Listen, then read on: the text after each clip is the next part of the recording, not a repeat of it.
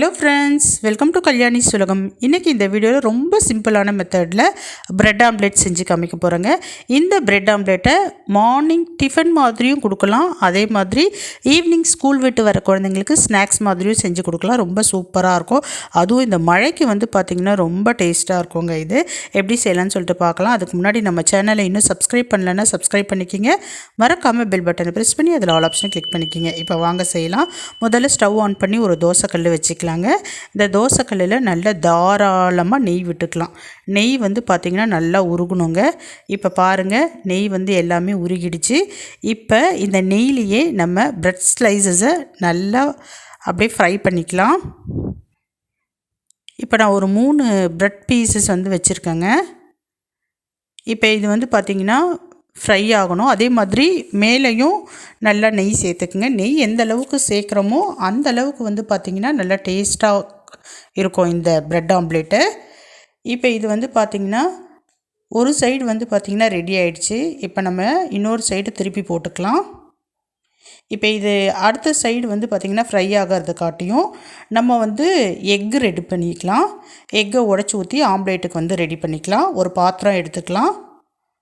அந்த பாத்திரத்தில் கொஞ்சமாக மிளகு சீரகம் சேர்த்துக்கலாம். கொஞ்சமாக மஞ்சள்தூள் சேர்த்துக்கலாம். இந்த முட்டைக்கு எவ்வளோ உப்பு தேவைப்படுதோ அந்த உப்பு சேர்த்துக்கலாம். நான் 4 முட்டை சேர்த்துக்க போகிறேங்க. இப்போ கொஞ்சமாக தண்ணி சேர்த்து இந்த உப்பு மஞ்சள்தூள் எல்லாத்தையும் ஒன்று சேர நல்லா கரைச்சிக்கலாம். இப்போ முட்டையை உடச்சி ஊற்றிக்கலாம். நான் ஏற்கனவே சொன்ன மாதிரி 4 முட்டை உடச்சி ஊற்றிக்க போகிறேங்க. இப்போ நல்லா மிக்ஸ் பண்ணிக்கலாம். இந்த மாதிரி நல்லா மிக்ஸ் பண்ணிக்கிங்க. இப்போ இது மிக்ஸ் ஆகிடுச்சு. இது அப்படியே இருக்கட்டும். பாருங்கள், ப்ரெட் பீசஸும் ரெடி ஆகிடுச்சு. 2 பக்கமும் நல்லா பொன்னிறமாக செவந்துடுச்சு. இப்போ இதை எடுத்து வச்சிடலாம். அதே தோசைக்கல்லில் முட்டையை ஊற்றிக்கலாம். நான் பாதி முட்டை 4 முட்டை உடச்சி ஊற்றினேன் இல்லைங்களா, அதில் பாதி சேர்த்துக்கிறேன். இந்த மாதிரி முட்டையை ஊற்றிட்டு நல்லா ஸ்ப்ரெட் பண்ணிக்கோங்க தோசைக்கல் முழுக்க. இப்போ மறுபடியும் நெய் சேர்த்துக்குங்க. நெய் எடுத்து நல்லா சுற்றி விட்டுக்குங்க. எவ்வளோ நெய் போட முடியுமோ நெய் போட்டுக்குங்க. குழந்தைங்களுக்கு தான் கொடுக்குறது, அதனால் நெய் சேர்த்து செய்கிறப்ப குழந்தைங்களும் விருப்பமாக சாப்பிடுவாங்க. ஒருவேளை உங்களுக்கு நெய் பிடிக்கலன்னா கம்மியாக சேர்த்துக்குங்க. இப்போ 2 பிரெட் ஸ்லைசஸை எடுத்துக்கிறேங்க.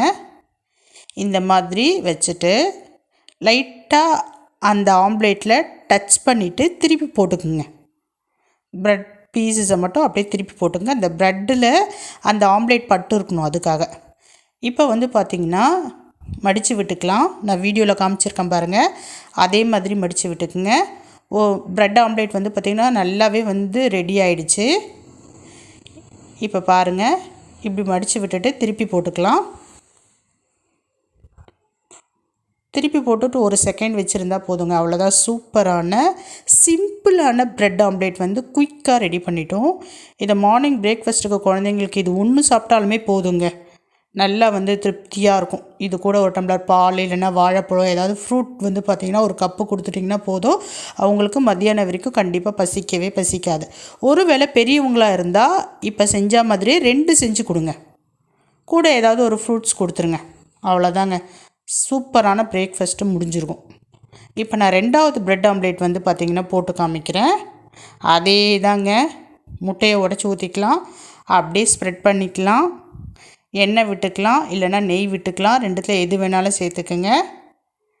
லைட்டாக பார்த்திங்கன்னா அப்படியே ஃபுல்லாக ட்ரை ஆகிறதுக்கு முன்னாடி நம்ம ப்ரெட் பீஸஸை சேர்த்துக்கலாம். ஏற்கனவே வறுத்து வச்சுருக்கிற நெய்யிலையோ இல்லாட்டி ஆயில்லையோ இல்லாட்டி பட்டரில் கூட ஃப்ரை பண்ணலாம். ரொம்ப நல்லா தான் இருக்கும். இப்படி பார்த்திங்கன்னா ப்ரெட் ஸ்லைசஸை அப்படியே அந்த ஆம்லேட்டில் கொஞ்சமாக டிப் பண்ணிவிட்டு அப்படியே அந்த 2 சைடையும் திருப்பி போட்டுக்கலாங்க. அதாவது மடித்து விட்டுக்கலாம். மடித்து விட்டுட்டு அப்படியே நம்ம திருப்பி போட்டுட்டு ஒரு 2 செகண்ட் வச்சுருந்துட்டு விட்டுட்டோன்னா சூப்பரான ப்ரெட் ஆம்லேட் ரெடி ஆகிடுச்சு. இப்போ இந்த மழைக்கு இந்த மாதிரி செஞ்சு கொடுத்தீங்கன்னு வச்சுக்கிங்களேன், சூப்பராக சாப்பிடுவாங்க. நல்லாயிருக்கும். மழைக்கு சூடாக செஞ்சு சாப்பிட்றப்போ ரொம்ப சூப்பராக இருக்கும். இப்போ சூப்பரான ப்ரெட் ஆம்லேட் ரொம்ப சிம்பிளாக ரொம்ப வந்து அதிகமான பொருள்லாம் கிடையாது, ரொம்ப சிம்பிளான மெத்தடில் செஞ்சு காமிச்சிருக்கேன். ஆனால் டேஸ்ட்டு வந்து பார்த்திங்கன்னா ரொம்ப சூப்பராக இருக்கும். நீங்கள் ட்ரை பண்ணுங்களேன். இனிமேல் வந்து பார்த்திங்கன்னா உங்கள் வீட்டில் பிரேக்ஃபாஸ்ட் வந்து ப்ரெட் ஆம்லேட்டாக தான் இருக்கும். ஏன்னா அந்த அளவுக்கு வந்து பார்த்திங்கன்னா டேஸ்ட்டாக இருக்கும். செஞ்சு பார்த்து எப்படி இருக்குது அப்படிங்கிறத கமெண்ட் செக்ஷனில் சொல்லுங்கள்.